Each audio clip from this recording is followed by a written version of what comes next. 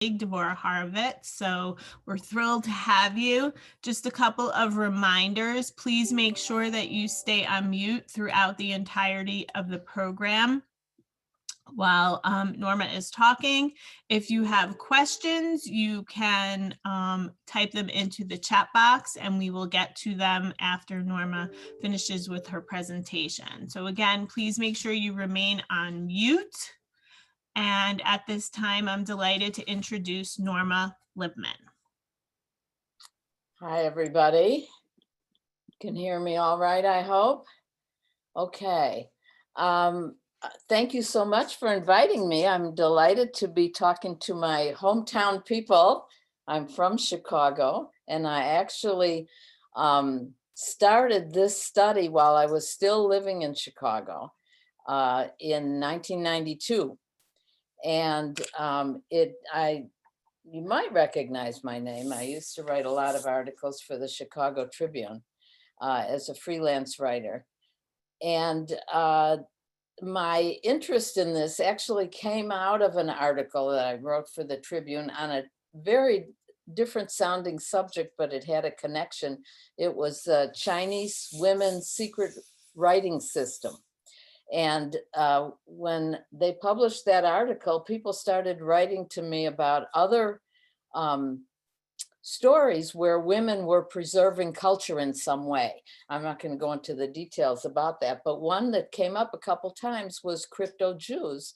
And because the theory was that women were preserving this religion, and that turned out to be true in large part, but not entirely.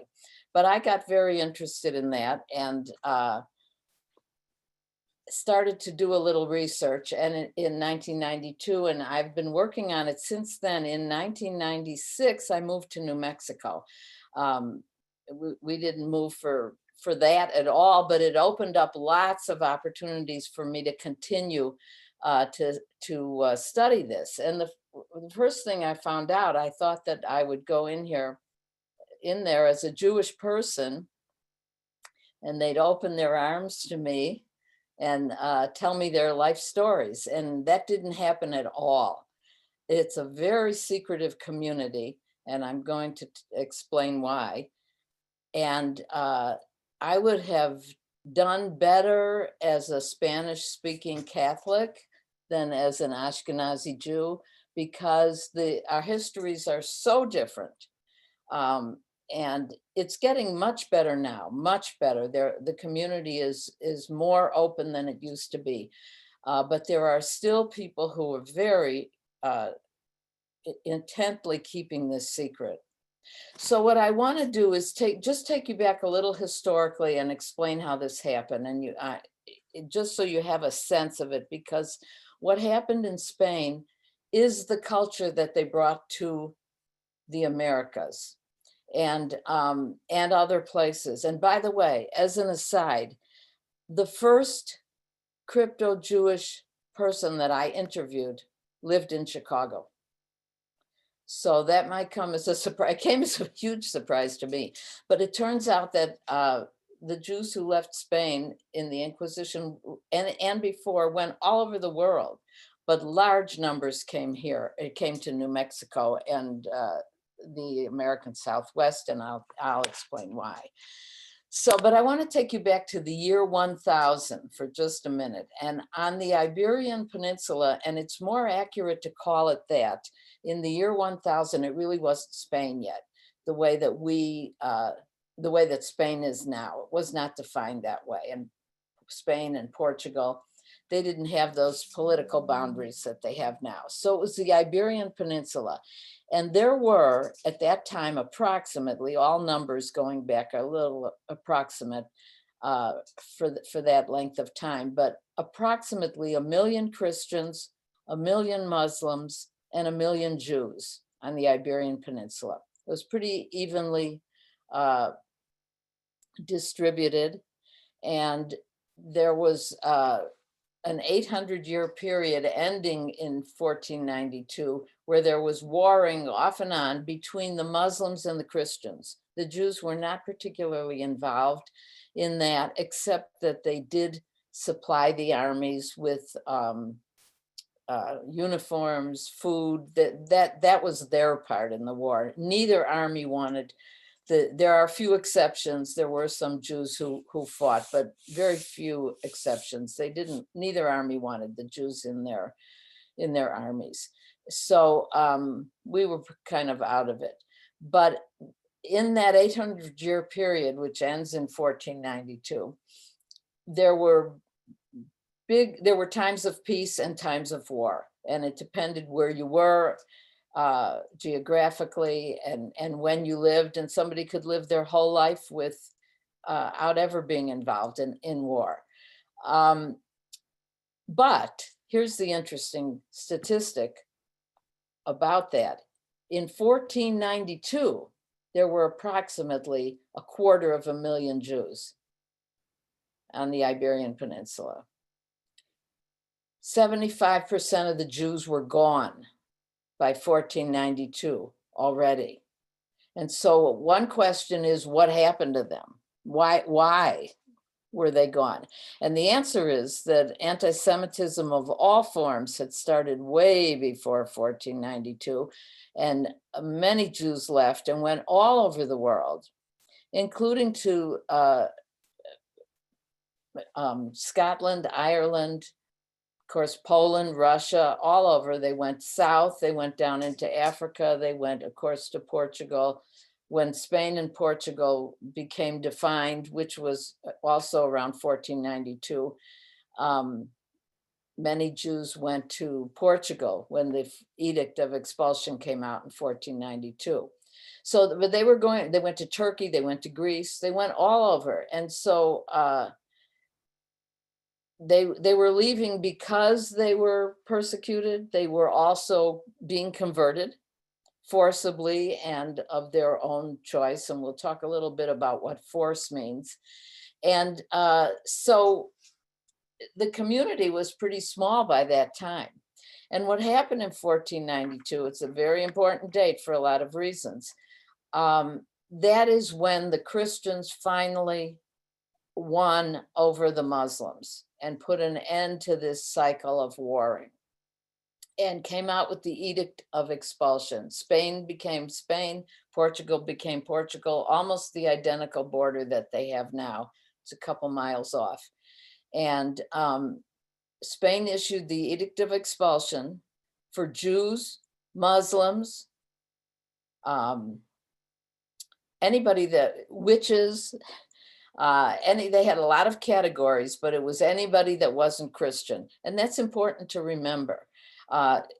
It wasn't just Jews, it was anyone that wasn't Christian. Muslims had lots of places to go because Islam had spread all over the world, particularly to Indonesia, and they could go to places where they were safe. For Jews, it was a little different.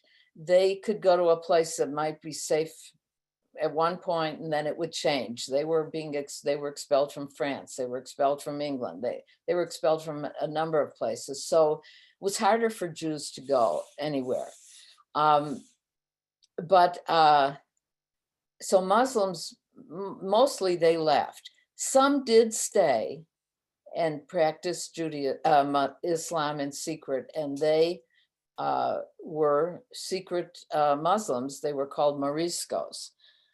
The Jews, and all of them had a choice: stay and convert, stay and don't convert and risk death, or leave. Those were the choices. Leaving was really hard. Look at the numbers. Anyone who could leave already had left. And you couldn't take anything with you but what you could carry. You had to leave your land behind, of course. If anybody owed you money, the debt was wiped out if you left. You would never collect it. Jews had all kinds of occupations, and some of them were well-to-do and some of them were not. But leaving was a huge upheaval, very difficult. So, but many did, and about half of that 250,000 people went to Portugal because it was the easiest place to go. And Portugal actually invited them in. And so they went, they had to pay a toll. The road is still there that they crossed, and so is the toll booth, which is a brick, stone building on that road. And you could still see it if you go to Portugal. I've seen it on the Portugal side, so I'm not sure what you see on the Spain side, but they charged them a toll, but they invited them in. Unfortunately, that invitation only lasted 4 years. The King of Spain, King Manuel of Spain, in 1496, decided that he wanted to marry the daughter of Ferdinand and Isabella. And he asked them for her hand, and they agreed on the condition that he would expel his Jews. They weren't going to send their daughter over to a place where there were Jews after they'd gotten rid of the Jews in Spain. So then the Jews, what he took a different tact, King Manuel, he was a little smarter. He wanted to keep the Jewish people, but he forcibly converted them. So that led to a lot of crypto Jews in Portugal as well. And it led to a lot of them leaving too. So let me define a couple words for you here. Converso, crypto Jew, Marrano, and a couple more. A converso is a Jewish person who was forced to convert to Christianity during the time of the Inquisition, or the descendant of such a person. That's a very important part of the definition, and it explains some of what we find in New Mexico, which is that there are a lot of conversos here, but a lot of them don't know they're conversos. And I would ask you if you know what your ancestors were doing 500 years ago. Probably not, for most of you. So there's a large percentage of the converso population here who do not know that they're conversos. Now, what is a crypto Jew? A crypto Jew is a converso who, number one, does know. Number two, is actively practicing Judaism in secret while going to church and outwardly practicing Christianity. Mostly it's Catholicism, but there are some Protestant crypto Jews, and I'll explain how that happened too. They must know. Historians estimate that probably only about 5% of the conversos are actual crypto Jews. In other words, they know what they're doing, they know why they're doing it. That might sound like a tiny number, but also historians are pretty much in agreement that of the original Spanish settlers coming here starting in the 16th century, the 1500s, within about 50 years after Columbus's trip, 40% had a converso background.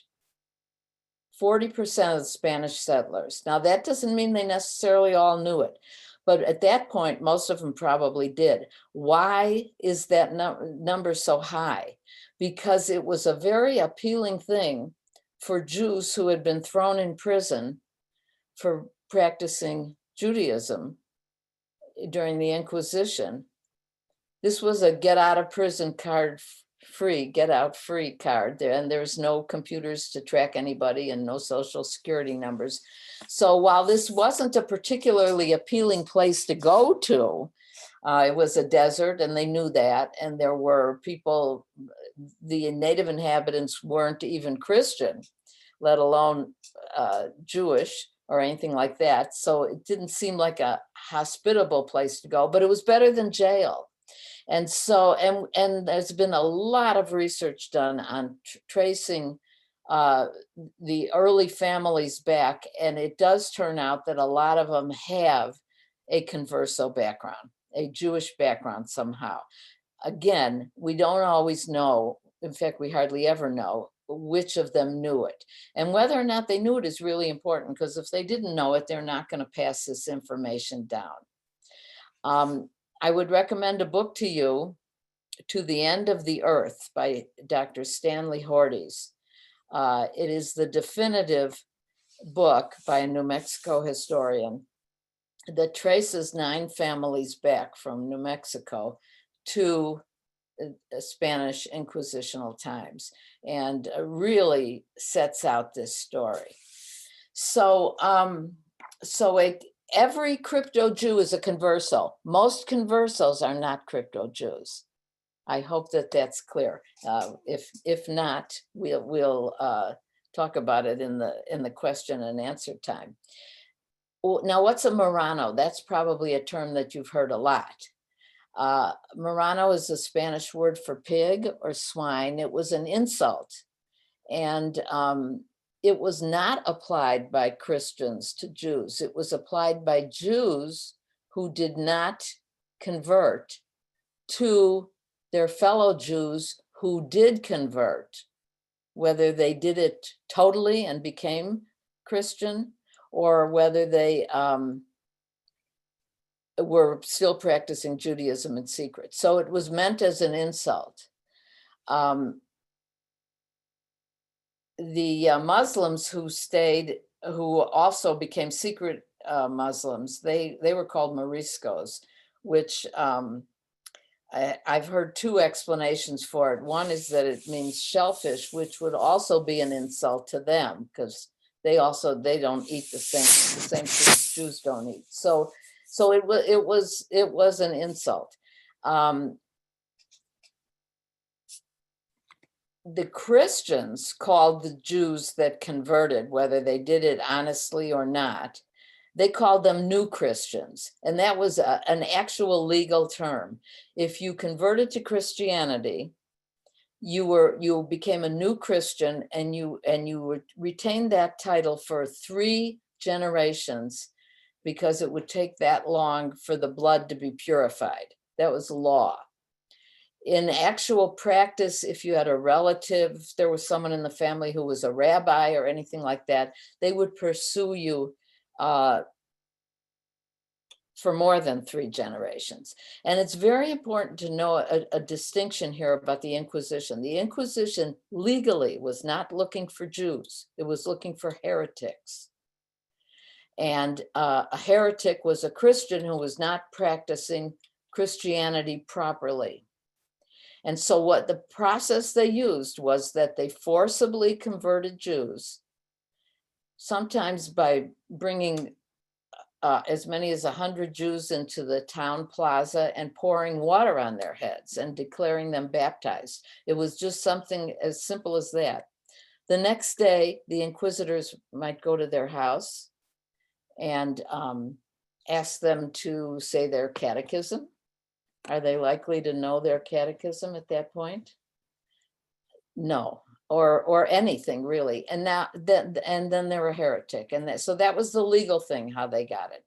And they as soon as they were baptized, so to speak, they are automatically a heretic, and then they could be pursued by the Inquisition. So I want to tell you what the Jews did in Spain, because it is the same thing they do wherever they went in the world, and we're going to concentrate on New Mexico, but they took those practices with. And what they did was, first of all, before I say that, I want to say a word about force. There's a lot made of the fact that they weren't all forced. A lot of them converted of their own free will, and they shouldn't be, we shouldn't have any sympathy for those who did it. I want to give you an example of what force could have been. This was very common. Inquisitors would go from town to town and take sort of a census. Are there any Jews in this town? Are there, who's a Christian? Who are the Christians practicing properly, or are they heretics? And they could be pretty nice about it, just ask questions. And a typical story might be that there's a one Jewish family in a small town, and often they survived by owning a store of some sort. often a grocery store, but it could be anything. And so what the inquisitors very often did was they would question everybody. They would find out who owned the store, who were the Jews. And they would go, let's say there is a Jewish store owner. They would go to the store, they would interview them. They would say, it's up to you, do whatever you want. We don't force anybody to convert. That's not, wouldn't be really true, but that's what they would say. But the only thing is, the only caveat to what we're telling you is that we have to put a sign up on your door, and they would do that. And the sign would say, Christians may not shop in Jewish-owned stores, but you do whatever you want. So families were huge in those times. There might be as many as a dozen kids. They're being supported by this store. Now they're out of business unless they convert. So if they decide to convert, whether sincerely or staying Jewish in secret, have they been forced? I'd say it's more than coercion. It sounds like force to me. So a lot of the people where they could say, oh, well, they had a choice, they didn't have to do it. Very often they did have to do it if they wanted to continue to eat. So that's an important thing. Now, what did they do? How did they practice this Judaism in secret? Mostly, and this is where the women come in. This is why the women were important in maintaining the secret, because so much of Jewish practice involves food and cleanliness. And that was all the department of the women in the household. The areas where men were important were circumcision and koshering of, slaughtering of animals in the kosher way. But the day-to-day living in the house was women. So I think it's true that women helped preserve the religion in a very big way. So what they would do, mostly they had servants. It wasn't because they were rich, it was just very typical of people, other than the very poorest would have servants in the house. And the servants were the most dangerous people, the servants and the children, because they could be made to report on activities that they saw. So you had to keep your behavior secret from those people who the inquisitors might coerce into reporting what they saw. So they would have, women would often be koshering their meat and keep that koshered meat in a plate, it's in salt and however they did it in those days, and they'd keep it behind a curtain where supposedly the servant couldn't see it. They would serve the servant different food. It was important that there was pork in the house. They didn't eat it, but it was important that there was pork in the house. If the servant reported that there was never pork in the house, the inquisitors would be right there. They would take you right into a prison. You were sort of a political prisoner, and you could stay there for years being questioned, being tortured. As you know, they perfected torture. And they would prepare the kind of food that they could keep overnight, because of course they couldn't cook on Saturday. So a casserole was considered a Jewish food in Spain during the time of the Inquisition. Why? Because they could prepare it on Friday afternoon and either keep it warm or serve it cold. Olive oil was considered a Jewish food. Now, here's an interesting point. So a lot of people think there were no Jews in Spain anymore after 1492. That is probably, we're pretty sure now that isn't even close to true. The two main cooking fats of the time were lard, because there were a lot of pigs, and olive oil, because there were olive trees. Jews, of course, would only use the olive oil. So that came to be known as a Jewish food. But look at the Mediterranean diet now. Is it lard or is it olive oil? It's olive oil. We all know that. We don't, it's not thought of as a Jewish food now, but it's olive oil. So there, that in itself suggests that there was a Jewish presence that remained all the way through. Even though some historians think no, they disappeared in a generation. That's probably not true at all, but certainly the numbers diminished. So cooking with olive oil was a Jewish trait. You had to keep that hidden. By the way, most of this information we have from inquisitional records. The church and the Inquisition kept incredibly good records of the people they arrested, what their crime was, their suspected crime, what the people who testified against them said. They even kept a record of, with often the people who testified against them had a feud with them. Sometimes it was even a family feud. They kept that in the records. You would think they wouldn't want that, but they kept it. So it's the records are fascinating, and they're available in a number of different forms. A book where you can find a lot of this information is A Drizzle of Honey by David Gitlitz. It's Sephardic recipes, but it also has inquisitional records incorporated into it. It's a very good read. You would love it.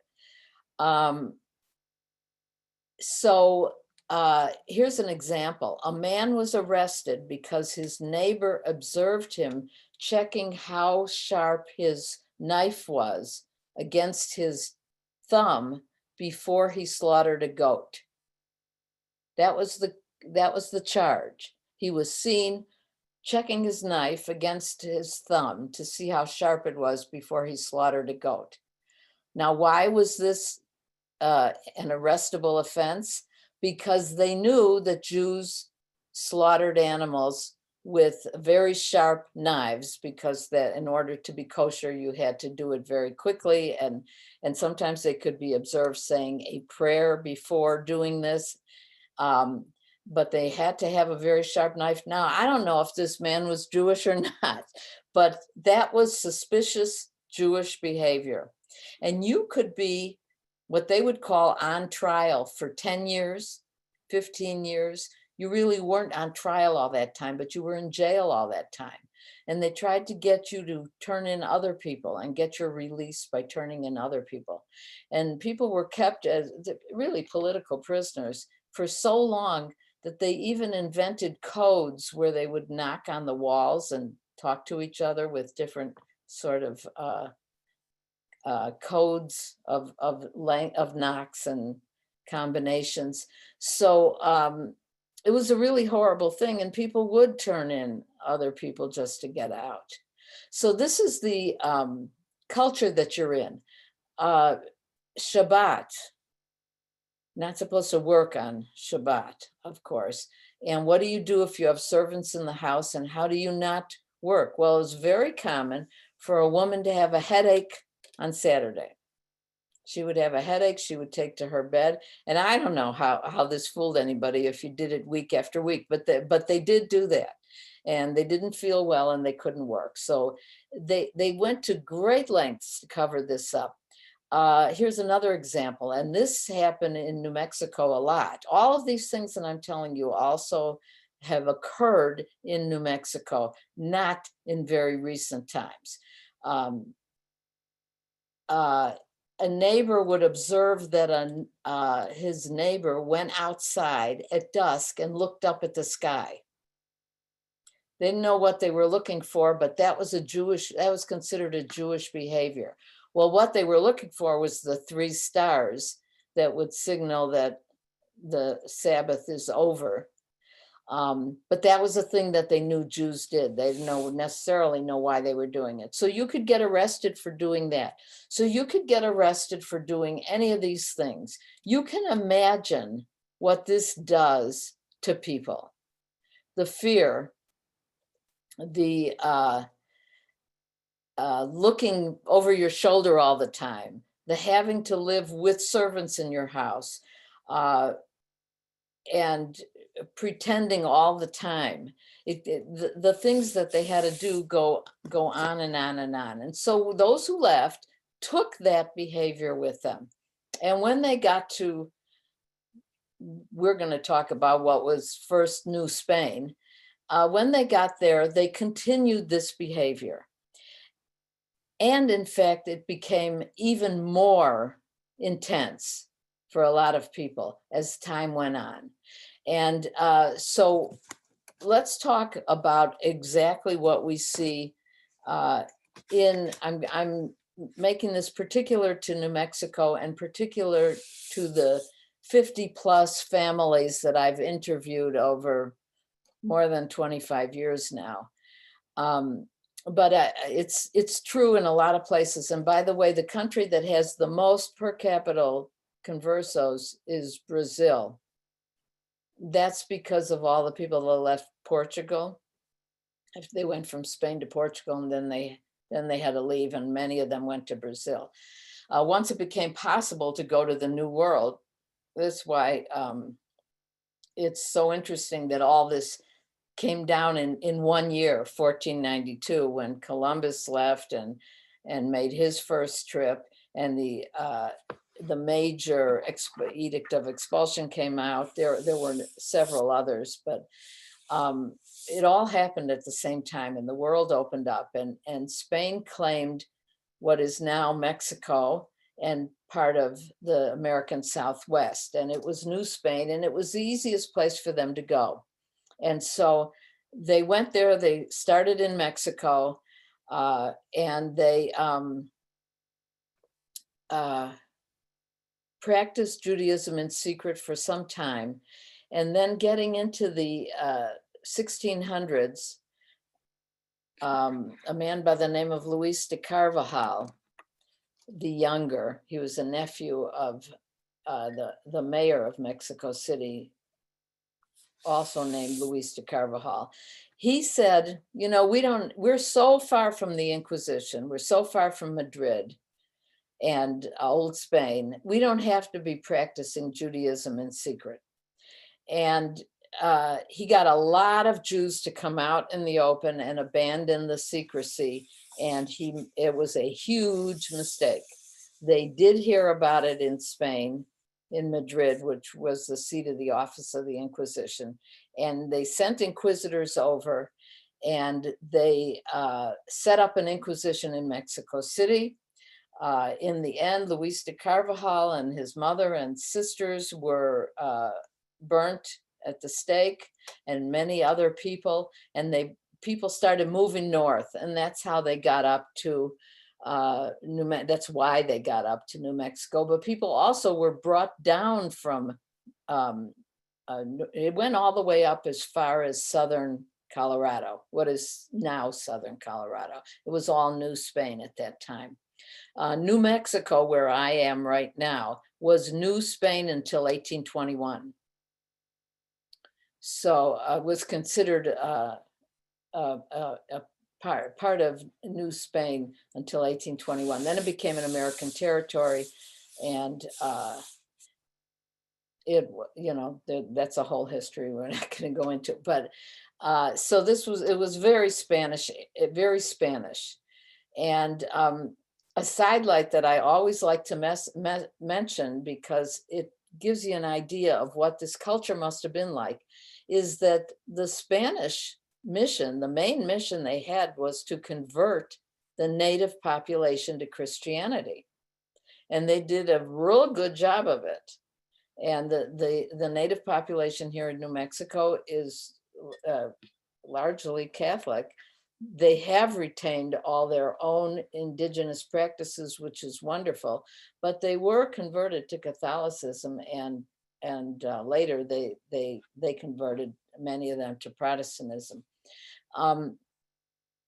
But here you are in, let's say, 1600, and you're a Spanish soldier or a settler, and you are part of this movement to forcibly convert the native tribes to Christianity. And you know that you're only there in the first place because you're hiding the fact that you're not a Christian. How do you think those people felt?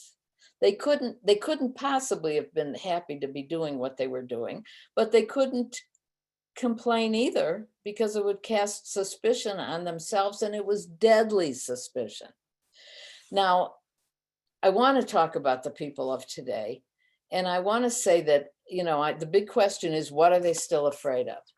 And I want to answer that question first. For the most part, they're not afraid of being murdered for being Jewish. For the most part, most of the people that I've interviewed behave in this way and keep this secret because it's the family secret, and it's out of loyalty to the family that they do this. Not so much a fear that there's going to be a knock on the door and they'll be ripped out of their house. There's some concern on a different level that they could be in trouble. And a number of people that I know were in Europe during the war. They're all, well, they live just like we do outwardly. They're all well aware of the Holocaust. They're well aware of what's going on in this country right now. We have been kind of complacent for a long time. What is there to be afraid of? And I think it's becoming a little more clear to us that there are still things to be afraid of. And so they're acutely aware of it in a way that we're not. And they don't think it's all that 100% safe to be Jewish, even in the United States today. But that isn't really the main impetus. Mostly it is a loyalty to family, and this is the family secret. And I will tell you that in virtually every single person that I've interviewed is a member of a family where some people are okay with them coming out and admitting that the family was once Jewish, and some people are not. One woman in particular is the most stunning example to me. She converted to Judaism before she knew she had a Converso background. And by the way, about a third of the people I've interviewed did that. They were drawn to Judaism in some way before they even knew they had a Converso background. And she was one of those people. And then later discovered that after she went through this conversion and really understood Judaism better, she started to see things in her own family that made her wonder if they could have been Converso. And Sephardic Jews who came out of Spain are able to trace their histories better than Ashkenazi Jews are because of the good records that the Catholic Church and the Inquisition kept. So she was able to trace her records and find out that in fact they did have a Converso history. They did. This woman was in her 70s when she converted, and by the time she'd gotten to this information, she was around 80. Both her parents were still alive, at one in her late 90s, one her father a little bit over 100. And she talked to them and discerned that they knew about their Converso background and had never told her. She never had the nerve to tell them that she converted to Judaism. They never knew. And this is not a child or anything. And these are people that knew about their background, and she still couldn't tell them that she converted to Judaism. I mean, she actually converted. If you people who know they're a Converso and want to be Jewish openly, they generally prefer the term return to convert, because they say their ancestors had been forced to convert and they didn't think they should have to do it again. Some of the practices that I've encountered among people here. First of all, the most common one is lighting the candles on Friday night. That's the most common. I think that the reason that's so common is because something that's done every week is more likely to survive than something that happens once a year. So that's very common. if you ask people who light candles on Friday night why they do it, you will receive answers ranging from, I don't know. My neighbor does it and they look so pretty in her window. My grandmother used to do it, so I just do it too. My grandmother used to do it, and she said that we used to be Jewish several hundred years ago in Spain, and so I keep up that tradition. Or, and here's the 5%, we are crypto Jews. Because they're crypto Jews, they really won't say that. They won't say that unless they have decided to come out and abandon that, which is very rare. So you can't tell because someone is lighting candles on Friday night that they're Jewish or that they have a Jewish history. Not eating pork. Pork is a staple of the New Mexico diet, and yet there are a huge number of people who don't eat pork. This one, you get the same answer no matter who you ask. I have never had any other answer but this one. Oh, you don't eat pork. Why not? I'm allergic. Oh, what happens if you eat it? I don't know. I never ate it. How do you know you're allergic? My mother told me. Our whole family's allergic. Do they believe that, or are they just telling you that because it's none of your business? Can't always tell. It depends. It depends how well you get to know them. And I got to know a lot of them very well. And so it's very slow. It's very hard to have their trust. They've been outed on occasion. And so they're very careful about who they trust. Stanley Hordes, who I mentioned earlier, the first book I mentioned was a mentor to me. He was the state historian of New Mexico, and he's really the reason that this story became more open. He came in 1984, I think, somewhere around there, as state historian in New Mexico, and the word spread very quickly that he was Jewish and that he had done his PhD dissertation on the Inquisition in Mexico City. And people started coming to him and telling him about things that happened in their family and wondering if they could be Jewish. And, you know, he wrote a book finally, at least 10 years after that, 10 years of collecting stories. But when I started, I was introduced to him and I said, I want to do some more research. And he says, well, what do you want to do? And I said, well, you know, I've heard that there are Catholic cemeteries where they have there's Jewish symbols on the graves. I'd like to go see that. And he said to me, this was kind of his way of educating me. He said, do you have a gun? And I said, no. And he said, well, then I don't recommend it.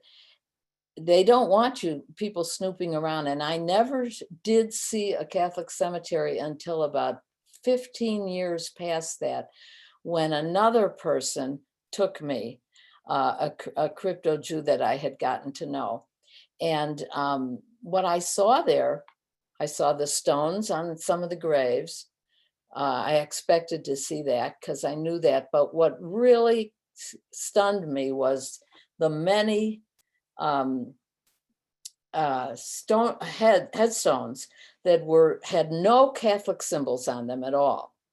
And one in particular was a woman who it had her dates, birth and death dates, and very simply it said under that, I prayed to the Father. In other words, and this, by the way, you know how the Catholics would have this crossing themselves. I'm not sure I'm doing it exactly right. There were many, I haven't met any in a long time, but when I first started, there were still some older men who, when they would pray, they would go like this, which was the part of that cross that was the Father.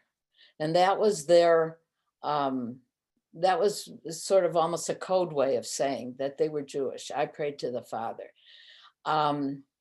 This same person who took me to the cemetery, a number of these people are deceased now.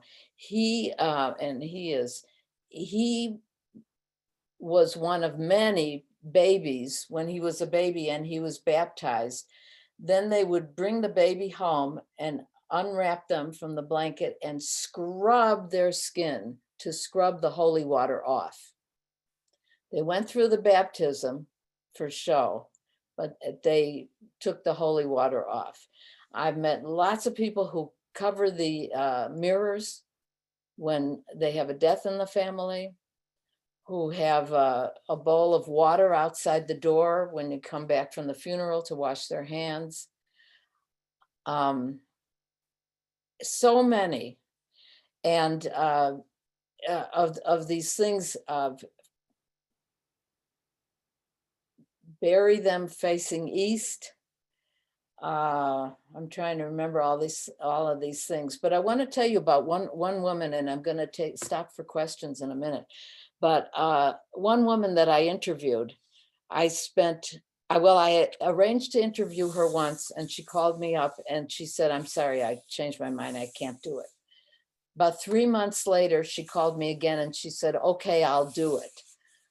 So I went to her house and we spent 2 hours together, and she had been studying the Ladino language, which is the Hebrew Spanish combination. She told me about that her family covered the mirrors, and 2 hours she's telling me all of this stuff that they did, and everything that she did, and her family and her parents. And this was fairly early in my interviewing process, probably 2 years into it. And I said to her after 2 hours, I said, "So what do you consider yourself now?" This woman slammed her hand down on the table and pushed me out the door, literally, and said, "I'm Catholic." And I had offended her by asking her that question. I never asked that question of anybody again. If they wanted to tell me, that was fine. Otherwise, I didn't ask. But the point is that I always want to tell that story, because a lot of people think that if they find out that they have this Jewish background, they want to be Jewish. No, most of them do not want to be Jewish. That's a very small percentage that do. And it is a lot of work, and those who do are very acutely aware that they have no Jewish training, and they're willing to go through everything that someone would go through for conversion. But they usually want it to be called a return when they're done. But that's sort of a matter of semantics, and I don't have any problem with it. One more thing I'll tell you: where did the Protestants come in here? This was a very Catholic area up until the mid 19th century. And then the Protestants started coming in. And the Catholics at that time, it's not so much now, but at that time, they did not encourage reading of the Bible. They said, "We'll tell you what to believe." And the Jewish people who were pretending to be Catholic liked to read the Bible if they had one.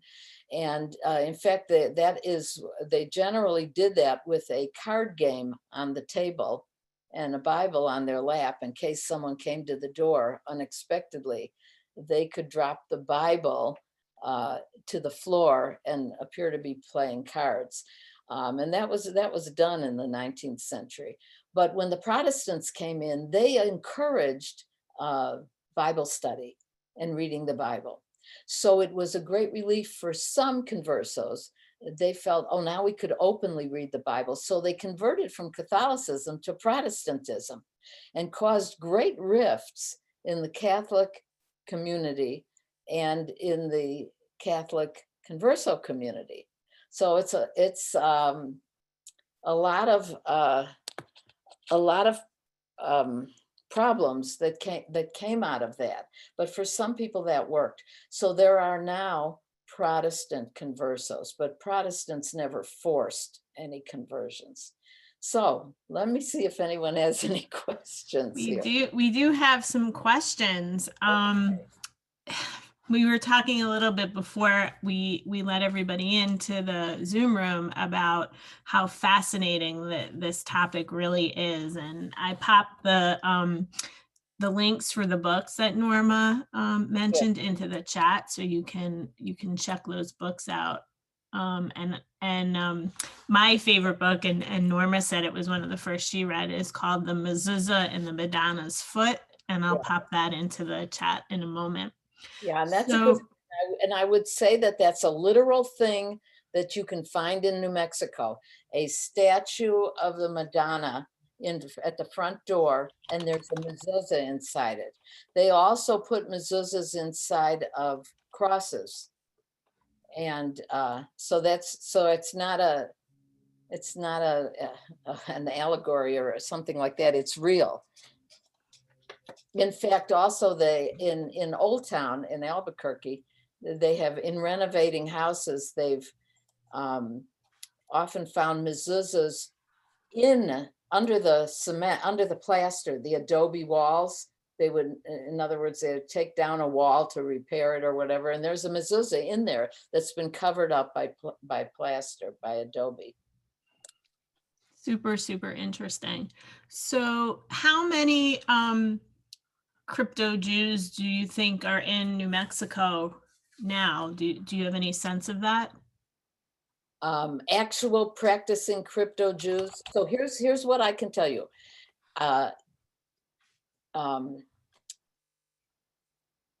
The population of New Mexico is 2 million people approximately. About a third, or maybe a little more now, are Hispanic, Spanish, and if they come, if they know, sort of a giveaway is if they insist on being called Spanish, then they usually know that they came directly from Spain. So if you think of a third of that as being Spanish, math is not my strong suit, but let's say a third of 2 million are Spanish, and then 40%, and the historians are pretty united on that, 40% of that third had a Jewish background of some sort. Okay, so that will, whatever that gets us to, are conversos. And then they strongly believe that only about 5% of conversos are actual crypto Jews. So you're not in a gargantuan number.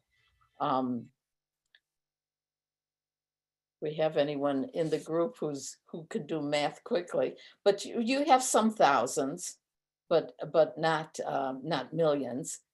By any means, but also I would encourage you to remember that it goes up into southern Colorado, it goes into Texas, particularly the southern part of Texas, and into Arizona, all the way up through Phoenix. So that makes a lot more people. Because the numbers I'm talking about are only New Mexico. The 2 million are only for New Mexico. So Susan was asking about the specific term crypto. And when I look crypto up, it says a person having a secret allegiance to a political creed, especially communism. So how did crypto and Jew come together? Because it's not necessarily a communistic. Adding that communism in there just muddies the waters. I mean, crypto means secret. If you think of a crypt or you think of a crypto code or anything like that, it just means secret. You'll hear hidden Jew and secret Jew, and that's exactly the same thing. All those words, Converso, crypto Jew, hidden Jew, secret Jew, Marrano, new Christian. Oh, and one more critical to mention is anusim, which is actually the word that most conversos prefer. It's a Hebrew word, means the forced ones. And it's a very strong term like rape. And most conversos today prefer that, anusim, A-N-U-S-I-M.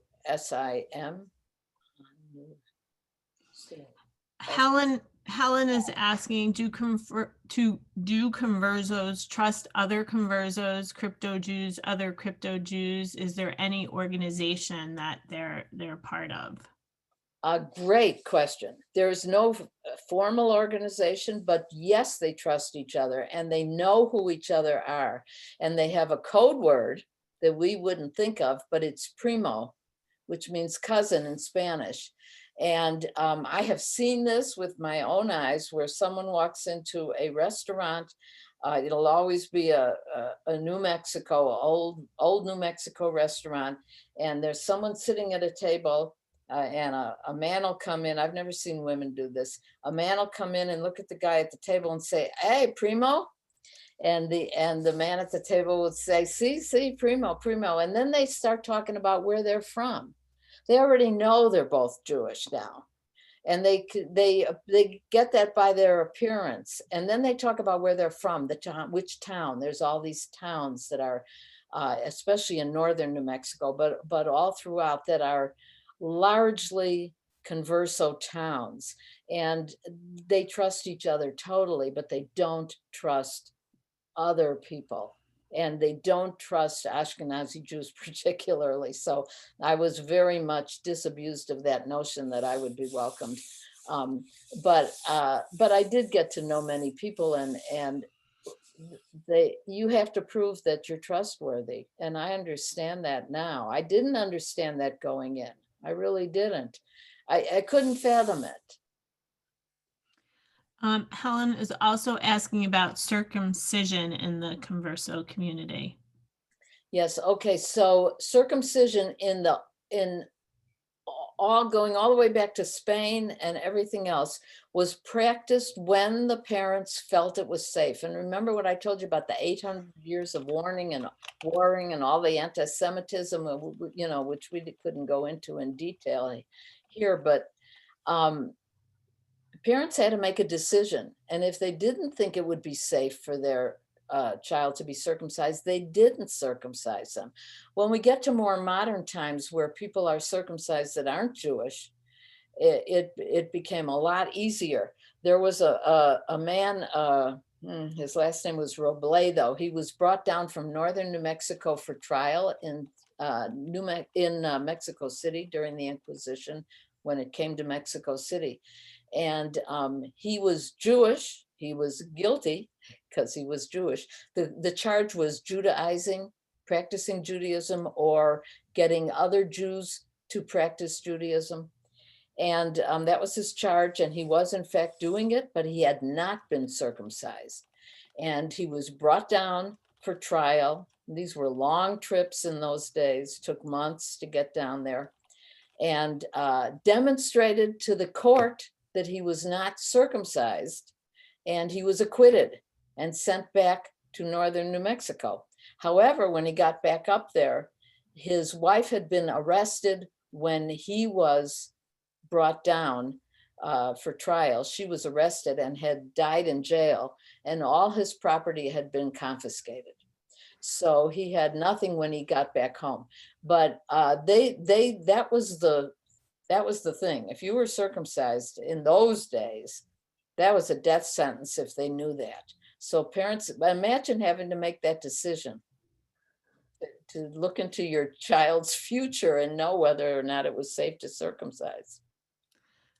Barry's asking about surnames, and he says he's read that surnames ending in the letters EZ are Jewish family names. For example, Lopez, Rodriguez, and Hernandez. Yes. Well, here's what happened with that. Those are Jewish surnames. It's true, but there are a lot more than that. What would happen is that when people converted, they took a Christian name.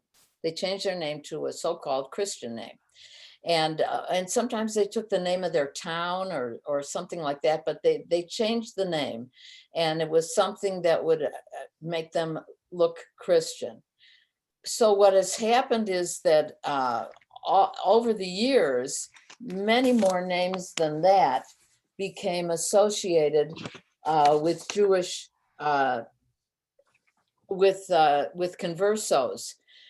And now almost every Spanish name has a converso connection, but it doesn't mean that the person who has that name is a converso, because there's been so much intermarrying over 500 plus years. So here are some, just going to read you a few.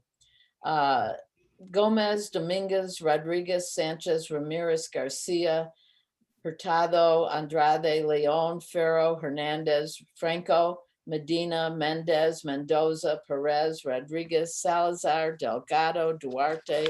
The list goes on and on and on Ulibarri, Valdez, Trujillo, almost any Spanish name you can think of is on that list as a suspected Converso name. So you have to take it with Castro is there, and I'm blanking on his name, from Spain, the dictator. Mussolini? No, No, that not was Mussolini. Italy. Yeah, Spain. Oh, Franco. They're both on that list. So, and Franco supposedly knew that he had a Converso background, and that was why he was very generous in letting the Jews go through Spain to get out of Europe during the Holocaust. And that's the Trudy Alexi story, the mezuzah and the Madonna's foot. That's how her family got out. So the names, it's a very iffy thing, but you're right, but it's a way bigger, it's even bigger than what you're thinking. So how many Conversos do you think, or do you know, are in the world currently? Is there a read on that? I would say that there are probably a few million, because they are all over the world. But I don't know. I would be interested to know what Stanley Hardy's would say about that now. It's the more you study it, the more you realize that they have all over the place now, especially if you're saying Converso. So in other words, descendant of people who were expelled from Spain in the Inquisition, not necessarily knowing that background. Eddie's asking, are there challenges for Anusam being accepted into Mexico Jewish communities? Oh, great. I'm glad you brought that up. Anusim. Yes, there are challenges. There's resistance from the Ashkenazi Jewish community. It's getting better, but certainly when this started, there was a lot of resistance that these people are not really Jewish and they shouldn't be accepted as Jews. And I've heard the term, they want to get on the Jewish bandwagon. I was not aware there was a Jewish bandwagon at the time. It really stunned me to hear anyone say that. But there still is a little bit of resistance. There's still some resistance.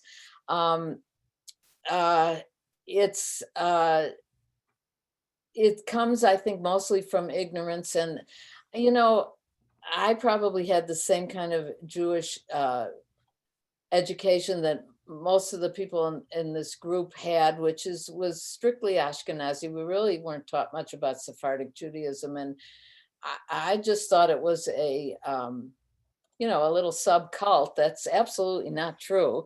It's a very rich part of Jewish history. And I remember that I was I went to Hebrew school and everything, and I had a Jewish education, and I learned about the Inquisition. They were after the heretics, and I was in college when it dawned on me, wait a minute, the heretics were Jews. Nobody ever told me, and it took me that long to even make the connection. So I think that comes from Ashkenazi Jews, particularly in this country, not growing up with a good education about the Sephardic community and their Jewish history. So they have a lot of resistance, and it's probably better in New Mexico than anywhere else. And I've lectured all over the country, and I've encountered a surprising lot of, someone will bring me out to lecture, and half of usually it's at a temple or synagogue or the JCC or whatever, and half of the audiences, they don't believe a word I'm saying. So this is definitely getting better. It's definitely getting better, but it's a matter of education. And Rachel just mentioned that there is a Converso group in Louisiana near New Orleans. Are you familiar with that group? I'm not familiar with that group, but I'm not at all surprised. I know that there's a pretty significant population in Savannah, Georgia, in that area. And remember, the Sephardic Jews were the first people here. They weren't necessarily the first Jewish people here. They came in on the East Coast early. But they're not necessarily conversos, all of them either. But no, I didn't know about this group. Yeah, she says they're called Los Eslenos. Pardon my terrible Spanish pronunciation. Say that again. Los what? Islenos, Islenos. Oh, okay. Well, I will definitely look that up. So they're a formally organized group? Whoever it was who brought that up? Yes, they're in St. Bernard Parish, and they realized, just like you did, you explored these people, that their customs were actually different from most Catholic customs. And they traced them back and realized they had actually been following these Jewish traditions, and traced the community back to Spain and Portugal when they left from the Inquisition. Yeah, well, it's not surprising at all. Not surprising at all. Huge group in El Paso, Texas, actually. And I had a wonderful experience in 2011 of going to Israel with this group, who were all in different stages of finding out about their Jewish background, and be with them and see how they were all processing Israel differently and processing their own history differently. I definitely want to leave you with this understanding that this is not, people will often ask me, do crypto Jews do this? Do they? It's not a unified thing. They're all different. They're all coming from different places. They know different things. They react different ways when they find out. Some have always known and they couldn't care less, oh yeah, we were Jewish. And that's the end of it. There's no unified way that everybody reacts to this information. And there's no unified way that everybody practices whatever bit of Judaism they want to practice, if any.